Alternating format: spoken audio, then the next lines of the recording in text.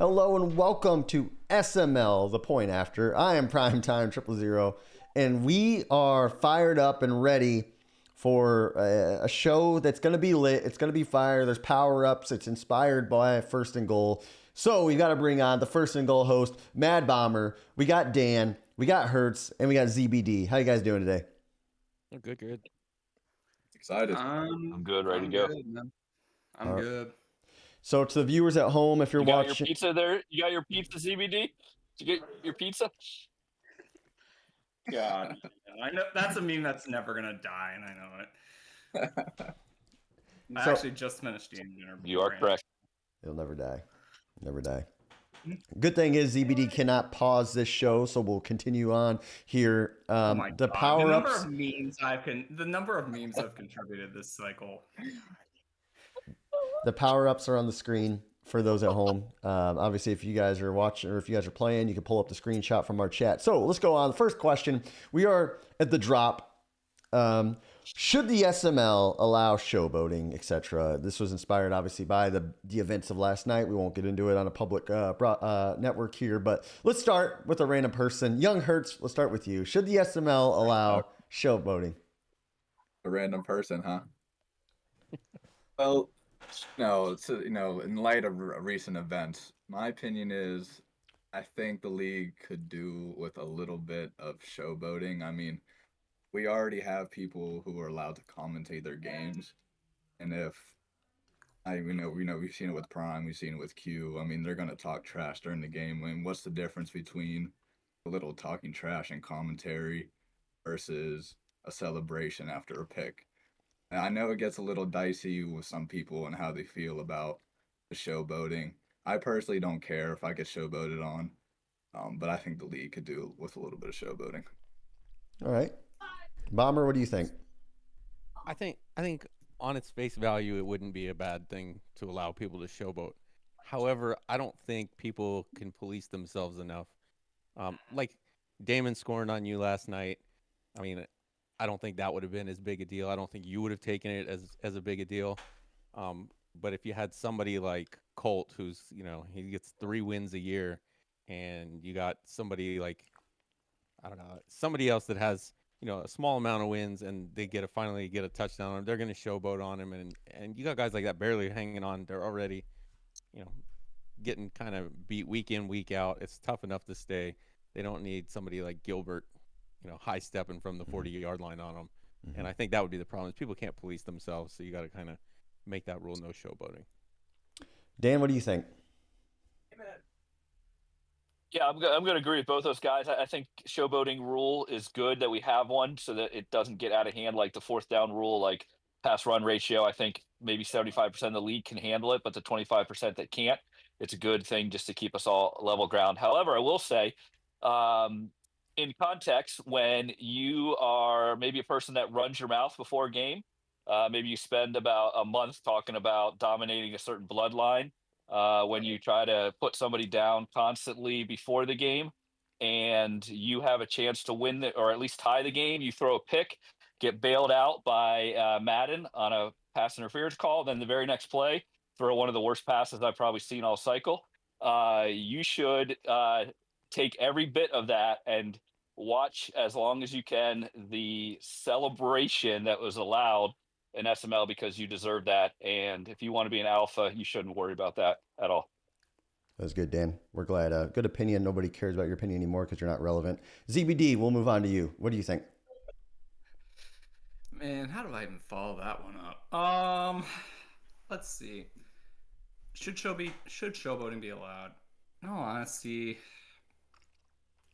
I think it's a question of the situation. I agree with Bomber's take earlier regarding if it's somebody who has like 3 wins and they're just struggling to keep themselves going and they finally score on someone when they've just been struggling to do so for so long. I can understand why they'd be wanting to showboat on it. With that said, though, I do enjoy how the rules in SML are really kind of black and white. There's no real room for interpretation of it, so to speak. Um, Bomber, you can agree with me on this. I mean, we saw this come up last night, even not just in SML, but like we saw it come up in a primer game last night. Like albeit on a different rule. But those rules are there for a reason. They're there kind of for different reasons per different rule, but like they're there to kind of create kind of a sort of sportsmanship and a sort of expectation of how people should be expected to act in game. That said, though, if you're going to run your mouth before the game, you better be able to back it up at the end of the day. And if you don't back it up, don't be surprised if somebody starts talking shit back at you or takes this pot shot back at you. So that is how I look at it. All right, that's good. So here's the scoring for round number 1, and the winner of this round does get a power up. So we have YoungHertz with 5 points, Dan with 4 points, ZBD 6 points, and the Mad Bomber 1,000 points. So Bomber, you do win round 1. Bomber, you have your choice of what do you want to call it? Your power ups here. I don't know if you know on the screen, or if you just want to guess one at random, or I can award one if you don't know what you want to pick. Let's go with let's see. I save them, right? I don't have to use them right away. Yeah, you don't have to use them right away.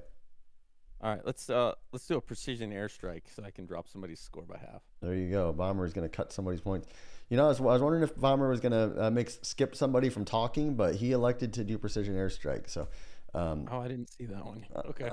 So, let's move on. First, the circle's closing now. Or this is Warzone now, so the circle's getting tighter. Top 5 players this cycle. What do you put like when ranking the guys? What's the stock? Like, what makes people a top 5 player this cycle? Is it just some Barties? Is it other things? What? And then who do you have an eye on that's going to make a push to maybe crack the top 5, or if you know, or solidify themselves as the top 5 guy if they're kind of on the edge? And let's start with Bomber. All right. So, as far as what I would consider when I'm ranking my top 5, I know there's some that it's, you got to win a Simbardi, and that automatically puts you in the top 5, and I don't agree with that. For example, you've got Woods this season. He's barely above 500. He's got one other playoff season. So he made it through that kind of weak NFC, gets one win in the Super Bowl, and now he's a top 5 cycle. Matt, on the other hand, started with the top team, one of the top teams in the game. 5 losing seasons out of the 8 where we've played, counting this one as being a losing season. 2 of them at 5 wins, 1 at 6 wins, less than 500. I don't think a Simbardi puts you in the top 5. I think it's a cycle award. I think anybody would love to be one of those Simbardi winners. But at the end of the day, when you're doing a top 5 for the cycle, I think it's got to be the cycle as a whole, not just you had a great one season and now you're automatically catapulted to the top. As far as my top 5, I think Prime, you've got to be at the top. 866 winning percentage, 2 Super Bowls, tied for the most Super Bowls, both coming out of the AFC, which is a bit of a gauntlet. So that's one. Stavo, I would put it number 2. He's just below 700. He's got 2 Super Bowls as well. Then I've got Dan. Dan's 739 winning percentage this cycle, and he does have the Super Bowl appearances. Then you got KP, and then I debated between myself, Hertz, and Gutta because we're all the last ones over 600. But I went with myself with 3 AFC championship games and then 8 playoff wins, which nobody else on that list that's not on the list had more than 5. So that's my top 5. It's a good list. ZBD, what do you think? You know, I'm inclined to agree with Bomber in that with how this is really a cycle long award. As somebody who's been in here the shortest time out of all 5 of us here, having come in kind of in the middle of the cycle, I do agree that it's something where you have to evaluate based off performance in the cycle. I do think that there are some people who would say that, oh, how many Simbardis have you won? How many, like, so-and-so, how many of this honor have you won? How many of that honor have you won? To me, the big thing is consistent excellence. How good have you been over the cycle? How well have you played in big moments? How well have you stepped up to the occasion depending on when the lights are at their brightest? How well have you executed under the biggest pressure? There's so many little factors, but to me, I think it's just important to look at how well they've performed over the length of the cycle and how well they've continued to evolve as people have tried to catch on to what they're doing and how they've continued to grow. In terms of my top 5, jeez, it's tough. I think Prime, you're definitely in it. I mean, Mr. 24-time Simbardi winner. I mean, you've earned your place in that top 5. I think It's hard for me to argue against Stavo being in it because he's won multiple times, but he's also generally, and I do say generally because this season feels like a bit of a blip, he generally seems to be someone who performs very well and makes deep playoff runs. Bomber's in it for me because he always seems to be there at the end, making multiple deep playoff runs and generally making the playoffs on a year by year basis. Dan's there because again he consistently performs, makes it deep playoff runs, has an outstanding defense year over year, and continues to evolve. In terms of who my fifth would be, just taking a look at this here. I mean, I'd never actually met him myself, but I'd almost have to say KP. Is he still in? No, that's King Pick 6. Okay, excuse me. Yeah. I don't know. I'd have an argument between KP and maybe Gouda. I feel like when I played Gouda the last time, I felt like I was on a voodoo doll curse or something because I think that was my single worst game of the cycle by a mile. And I think KP is generally pretty good, but I do think that the game I had against him today, it kind of docks him a little bit. He tends to be there at the very end, though, every year, and so I can't really dock him too much for that. That's good. No, that's good. Damon, are you going to run something else back? What do you got here? I'll keep it short since my take is basically the same as Bombers. I think it's season over season consistency and then deep playoff runs.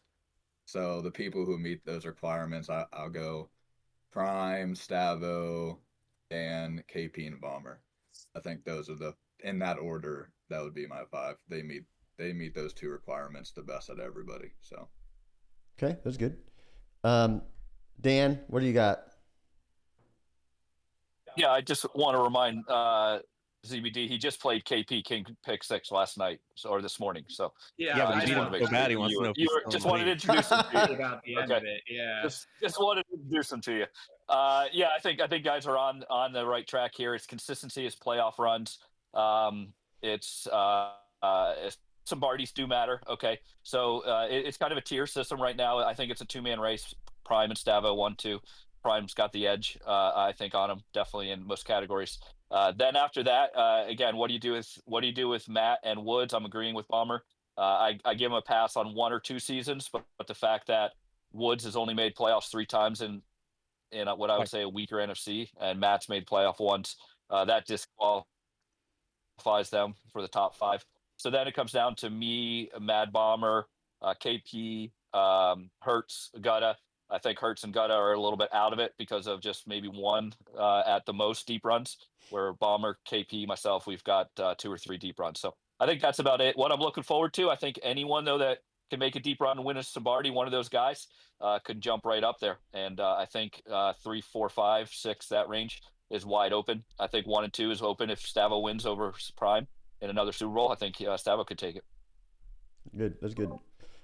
Thank you for that reminder, by the way, Dan. I appreciate it. I took that into account. Hey, I'm here to help you, buddy.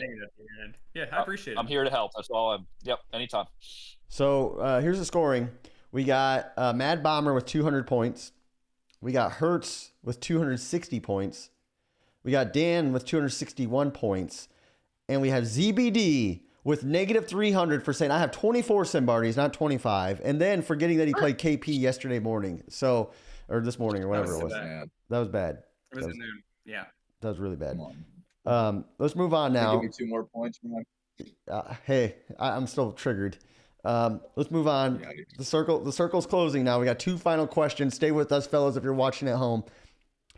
What Super Bowl matchup would you like to see this season? And let's start with Dan. So I got 2 of them. I got one that I think would be good for the league. I think Stavo would be great.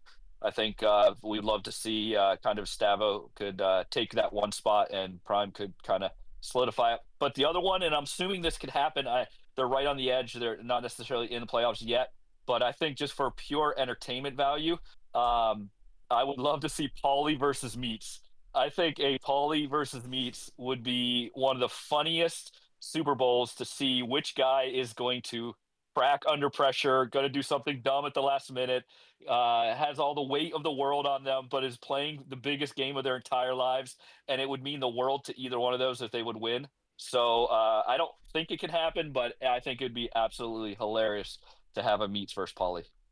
That's good. Bomber, what do you think? I think I would have similar for the entertainment, but I would go with Grimm and Meats. They don't seem to really care for each other all that much. Grimm brings up pretty frequently about him dropping back, and Meats talks about how he gets sacked and whatever, and they go at each other in chat, and I think that would be a good Super Bowl. I think we'll probably get the prime Stavo, which I think would be a good one again, and we'll get a second prime day, I'm sure, when he throws like a 4th and 23 or something, as long as it's under 31. Otherwise, we won't be able to have a prime day. But I think I would like to see Grimm versus Meats, if for no other reason than just to see whoever it is in the chat afterwards erupt, and maybe even in the post game. Who knows? That's good. Hertz, what do you think? I want to see Prime versus Woods, but we have no outside commentary. We have Prime and Woods do live commentary, maybe in the same party, and we just have them. They have to talk constantly, and we see who can handle the commentary with the gameplay. I think that would be the most entertaining. That'd be good. That'd be a good. ZBD, what do you got? I know you're cooking something. Oh boy, I actually just had to look up the standings real quick, but I think I have Prime from the AFC side versus Stavo. I think that's almost an inevitable matchup at some point, whether it be this year or next season. I just think that's the direction it's heading. It just feels like it's building toward that one more time. That said, in terms of the entertainment value, it's really hard to argue against like Meats versus Pauly or Meats versus Grimm, but just for pure entertainment value to it, I just want the hilarity of seeing like Soda versus, I don't know, Meats or something like that, with how Soda's been talking about his quarterback for the past 2 or 3 seasons, and just seeing how he handles that on the big stage, just seeing if he can handle the pressure. I think it'd be so entertaining to watch. That's good. All right, so here's our scoring. We got Dan at 55 points, ZBD at 35, Bomber at 4th and 16, 416 points for the reference there, and YoungHertz at 950 points. Hertz wins the round, and it was a power-up round. Hertz? Good. Power up. Let me look at the list real quick. Let's go ahead and shut Z down. Gas mask Z. We're gonna gas mask Z. Dude, I got gas mask the last time I I'd like to use my precision airstrike and go ahead and drop it on ZBD too. Oh, I don't even think he's got points, but just go ahead and drop it on him. ZBD is eliminated from the final round of the point after as we go. Jeez. Whatever. They're scared of you. They're scared of you, ZBD. They're scared of you. He was gonna have a good scared answer. of you, man. Oh, that is funny. Feel bad. All right, the gulag. How do you feel about this Madden compared to previous years? Do you think it's been a good Madden, a bad Madden, or what do you think? And let's start with Bomber. I think it's about like every other Madden. I think it just depends what you decide is the thing you don't like about it. Because at the end of the day, it always ends up the same. If you go back to different podcasts about last Madden, everybody's playing the same way by the end of the cycle. So it just depends what your preference is on how people play, because every Madden ends up where everybody's using the same plays and doing the same thing by the end. So I don't think it's any better or worse. We didn't have a blip, so I would say it's better than some years, but outside of that, it's the same game every year. Yeah. Dan, what are you thinking? Yeah, it's tough when we're 10 months into the game, and like Bomber said, everyone's playing the same way right now. I think it's one of the better ones, though, because of the balance. You can run pass, you can play zone, you can play man. I dislike the randomness of the offense and defensive lines. Obviously, some of the animations are still kind of goofy. But overall, probably there's not very many hiccups, blips. There's not draft issues. There's not other things going on. So it's been pretty smooth. So I don't know if this is saying, yeah, it's a great game, or it just means the last few years have been low standards. But overall, I think it's been a good Madden. That's good. Now, one thing I forgot to mention here, this gulag is actually teams. It's teams. And YoungHertz is teamed up with ZBD, and unfortunately, he skipped his own teammate. So he has to recover all of his points here in this round. Wow. So Hertz, to beat My bad, Dan, D. to beat My Dan bad. and Bomber, you have to score 51 points. What's your opinion? My opinion is this is the best Madden we've had in a very long time, for maybe just the simple fact that it's not last year's Madden. I thought last year's Madden was so awful. I almost quit Madden for the rest of my life, how bad Madden was last year. So this Madden was great in terms of it's not last year's Madden. That is my take. Wow. That's a good take. It's a good Madden, I think, personally. But that's the final scoring. Unfortunately, ZBD got skipped and nuked at the same time, so he's at 0. The final score is Dan and Bomber 51, ZBD and Hertz 50. Dan and Bomber do win. You guys got 10 seconds, whatever. Either of you guys got a final thing to say? Yeah, I think we got one season basically left, Yeah. and I think we're gonna get a good break at the end of this cycle. So hopefully everybody enjoys this last season, because we'll be done with this one. And, the question was, how was this Madden? We also have no idea how the next one is, so you might want to enjoy this one. That's true. 100%. 100%. Dan, what do you think? Bushwhackers for life. Bushwhackers right. for life. Bushwhackers for life, baby. Thanks, guys. Hertz, ZBD, thanks for playing. Guys, that's SML The Point After. We're signing off. Have a great day.